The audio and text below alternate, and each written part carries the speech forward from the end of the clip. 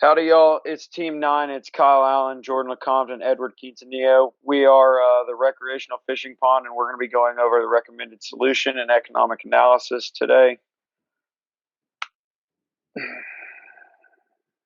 There we go. So today we're going to be covering in our third progress report a project overview, recommended solution, labor and training, construction characteristics, vendors and contractors, an economic analysis, assumptions, a cost benefit analysis, and a summary. So to start, our team has been assigned to study the feasibility of designing, constructing, stocking, and commissioning a recreational fishing and shrimping pond in Texas, modeling recreational fishing ponds in Eastern Asian countries such as Taiwan. In these countries like Taiwan, the recreational fishing and shrimping industry is very lucrative, so our client is looking to enter the market in a developing area to bring a fun, family-oriented business to a future densely populated area. So next will be Edward going over our recommended solution.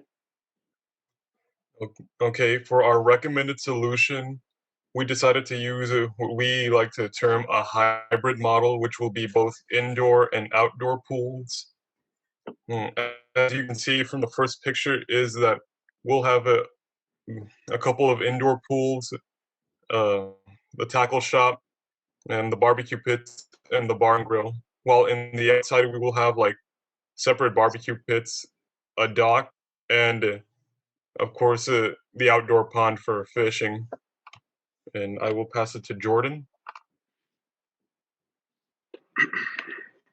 The labor needed to operate the fish shrimp pond will require 12 employees, and each employees will be split up into 2 shifts, and each will alternate each day throughout the week. And we will also need a general manager to overview the employees and maintain a balance between the workstations. And we'll also need one pond management service to stock and make sure the water levels are right so none of the fish die. And for training, each employee will need to receive training in how to run each station so that if one has to miss for some reason, the operation will still run smoothly. And the training will only take 1 day, and the training will be done by the general manager, and so no extra cost will be included. And we'll pass it back to Kyle. So next we're going to discuss the construction characteristics. And so when I was thinking about this, I really thought there was 2 important things to really factor when considering the construction characteristics, and they actually go hand in hand. However, they are both equally important. So safety and value is what I felt was incredibly important for the construction characteristics.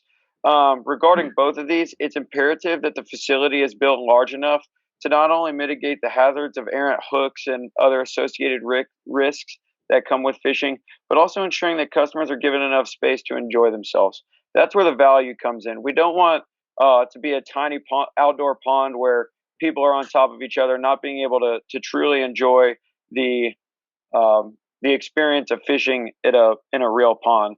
And to ensure this, our team is recommending a pond that's no smaller than approximately 10 acres or so. We think that should be enough space where customers will be not only safe, but are really going to enjoy themselves. The indoor facility is going to have enough room for fishing, fish cleaning, the general concessions, the pits, and restrooms like what Edward was speaking about. We suggest that the building would be approximately 150 feet by 150 feet, and we have found that this approximately 20,000 square feet of usable space will be adequate to house the indoor activities. So next, we're going to discuss the vendors and contractors. So we're going to be going with 2 different contractors for this construction with the hybrid model. First of all, we're going to start with La Chow Ranch, which is going to handle all aspects of the pond construction. They are literally going to design, construct, stock, commission, and train our managers for the pond. And so they're a top-rated farm and ranch construction and pond management company, and they're located, luckily, right here in the Brazos Valley. They're a very diversified company, and they handle all aspects of pond and lake construction, starting from the design phase all the way to commissioning the pond and training managers.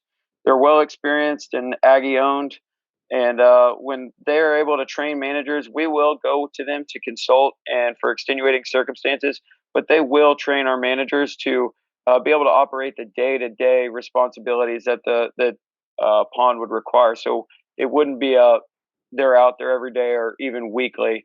Be more of a consulting and get them going.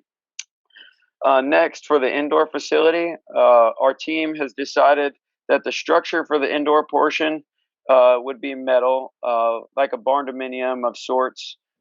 We have decided that Dixon Builders would be a great fit to design and build the indoor space for the pond, as they are one of Texas' premier metal building design build contractors. They have over 40 years of experience and are well capable of handling a job like this.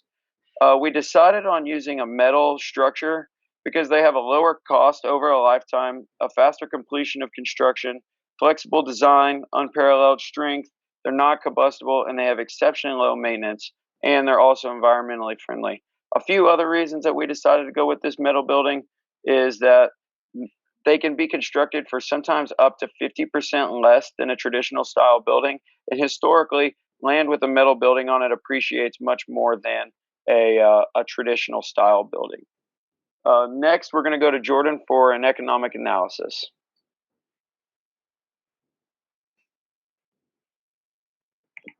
The source of cost for this operation include the initial investment cost and the operating costs. We found in the initial investment cost that the metal indoor structure, which is approximately 30,000 square foot, to be approximately 210,000.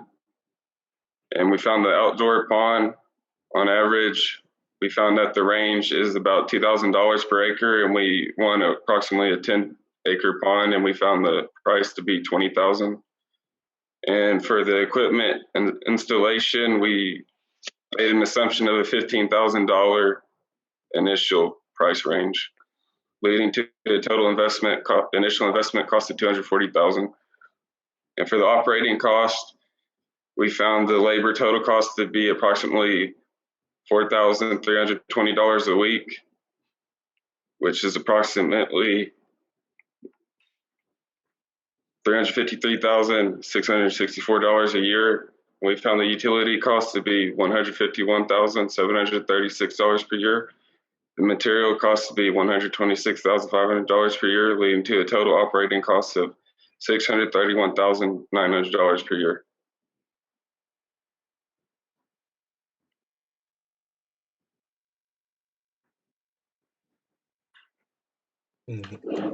And for our assumptions, the facility will already have the indoor tanks pre-made. That means like they're already going to be pre-made and then be transported in the facility. The construction company will build the dock and is included in the cost of the pond. And our hours of operations will be 7 a.m. to 6 p.m. We did the cost and benefits for doing a fully indoor facility compared to a hybrid facility. And for the fully indoor facility, it will have at most 15 to 30 employees, with the risk of loss in customers due to missing out that an outdoor experience. And everything will be cost more due to labor, as there will be more maintenance involved for more indoor tanks. And a hybrid, we found out that we'll only need 6 to 12 employees, and we'll be spending extra money on the initial investment of installing the outdoor pond, and a loss of profit due to money spent on extra grills for outside portion.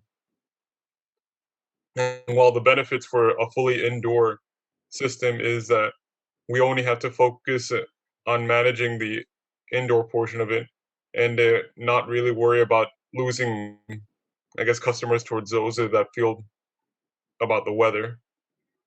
And while the hybrid benefits are that we have more variety and less labor requirements.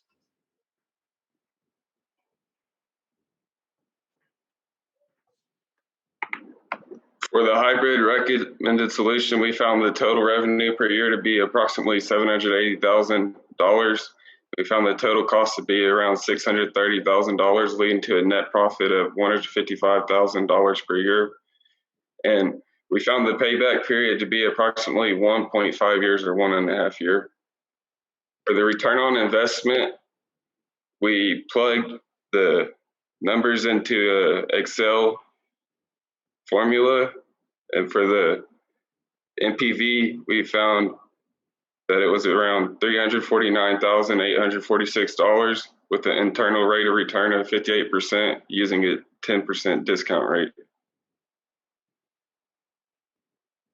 And so, lastly, looking ahead for what's next, our economic analysis, the final draft is due April 1st.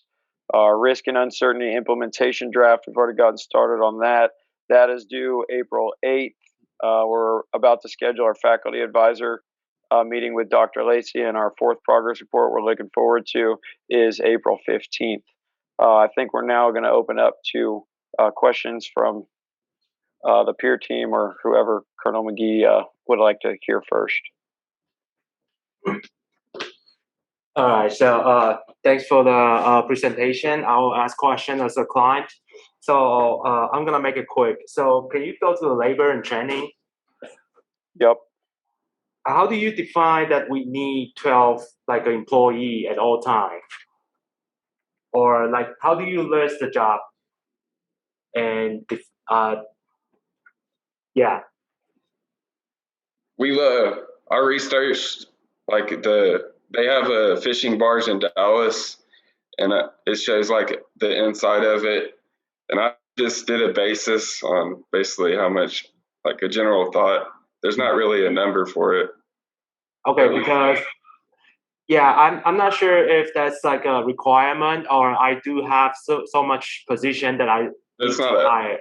But you're giving me a number, then I will think about, okay, I need this much of people to operate the business. So if you can break it down a little bit, that will help me a little bit easier to understand. Yes, and next one, can you go to the design, hybrid design? So I'm not sure if I understand it right. I see outdoor pond and infrastructure that contains maybe the shops and barbecue area. So what is the hybrid here? The hybrid is we have one part indoor and one part outside. So like. So where's the indoor pond? Oh, what? I'm sorry. It's 1 through 4. Okay. So very separate pools. Yeah, I appreciate some drawing here, but it confused me a lot. So I do have like indoor area is shown on the left, on the right. I have outdoor area from 5, 6, 7, and what is the building on the left? Is that the indoor facilities? Oh, that's the entire facility. Okay, yeah, maybe you can give me maybe a little bit like instruction of like how these two are related. It will help me, but that makes sense now. So that says I have 2 barbecue area and stuff. Okay, that makes sense. All right, and last thing, you say the infrastructure is gonna made by metal. So how is this tin warehouse gonna pass the fire marshal inspection? Because we have grill inside, and do I need to do extra like insurance or whatever sprinkler systems in order to pass the fire inspection? So I can speak on behalf of that. In terms of metal buildings, in terms of permitting and stuff, metal buildings have come around so much with technology that they would require the same permits as a traditional style home, even with fire pits or some kind of open flame indoors, such as a restaurant or something similar like that. So there would be permitting. However, it wouldn't be any crazy hoops or anything to jump through in terms of getting our hands on said permitting due to the fact of it being a metal building.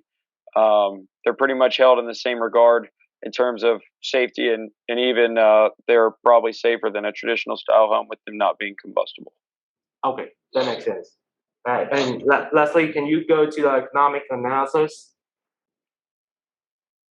So yeah, here the number, yeah, I like to have some number, but I'm not sure how should I like break it down, like let's say labor cost, utility cost, material cost, what are those included? And Yeah, and how does that be used in your return ROI or return of investment, the kind of calculation, because the number does not match. I get a little bit confused. Sir, I added it to the total operating costs per year. Then I added the initial investment costs to get the total cost to the Okay. operating. Okay, and then how do I get profit out of it? Because you tell me in 1.5 years I'll get all the money back, but it seems like we are spending more on the operating cost. We're getting our revenue from admission sales and party tickets and just general commission tickets, then the do-it-yourself barbecue tickets and the bait and tackle, and that's pretty much it. So the yearly net profit per year, the $155,000. That's after deducting the operating cost. Yes, sir. Okay, that makes sense now. I think that's all my questions. Thank you. Oh, we got a peer team, right? So, peer team, is that team 5? Make your comments. Question that I had for the outdoor pond, it said it was $20,000. Does that include the price of the fish, or that's just the pond itself?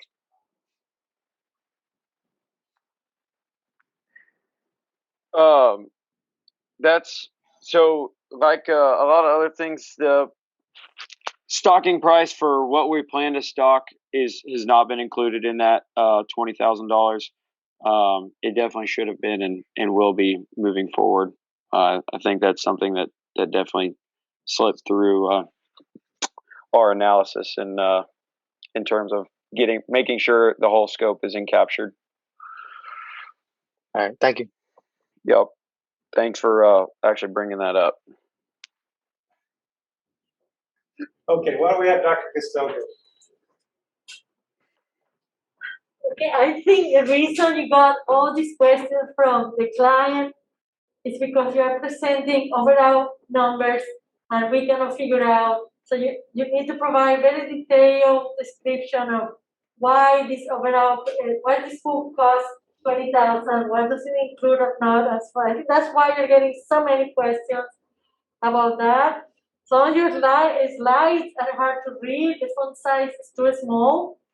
And so are good, so make sure you're consistent and remember your audience when they are looking at your slides.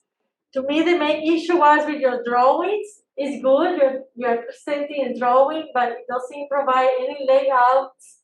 You have a fixed layout for your indoor facility. It would have been nice to see different options. Your drawing doesn't have a door, so I couldn't figure out where to enter, where to come out. So you need to provide a little more detail on the specific components of your system, the shops, the indoor ponds, and everything, so it's clear. And again, dimensions, right? What is the size of that facility, and so forth. So I'm gonna stop there, but I agree with I had the same questions as Jan did. Okay, yeah, I realize we're out of time here. Bear with us for a couple of minutes. I won't hit everything. Yeah, your drawing has no dimensions. This is obviously what we call a plan view, but it's only of the indoor building, it looks like. And is this building the same as this building? Yes, this building is the plan view, and this would be a side view. Okay. Well, look, I appreciate your effort in trying to use some sort of computer drawing tool. What did you use for this drawing? I used a very old version of AutoCAD because I tried using the one from Whiteacre and it didn't let me use it. What did Mr. Whiteacre say when you called him to get some help? I didn't ask him for help. I took the class about a year ago, sir. Okay. Let's go to the economic analysis here. Yeah, it's been pointed out that you're missing some key aspects like the cost of the fish. So your economic analysis is pretty inadequate. My big question is, Okay, if you need to go, you're dismissed. But let me keep going with this team. Tell me how the revenue. So I've got total investment cost of $240,000. Go to the next slide. Your costs and benefits. One more, and then $240,000 comes up here. But this is income. So I have a question of what is the annual revenue, and how did you determine that amount? I added up the total revenue and subtracted it from the total cost. Yeah, but what is the number? How much? What did you estimate for annual revenue? The 787,500. Okay, where is that? Show me here.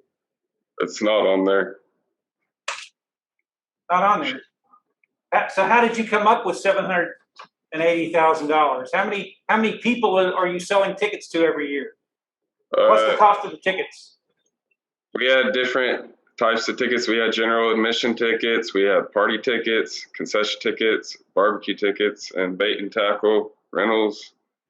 What are the costs of those?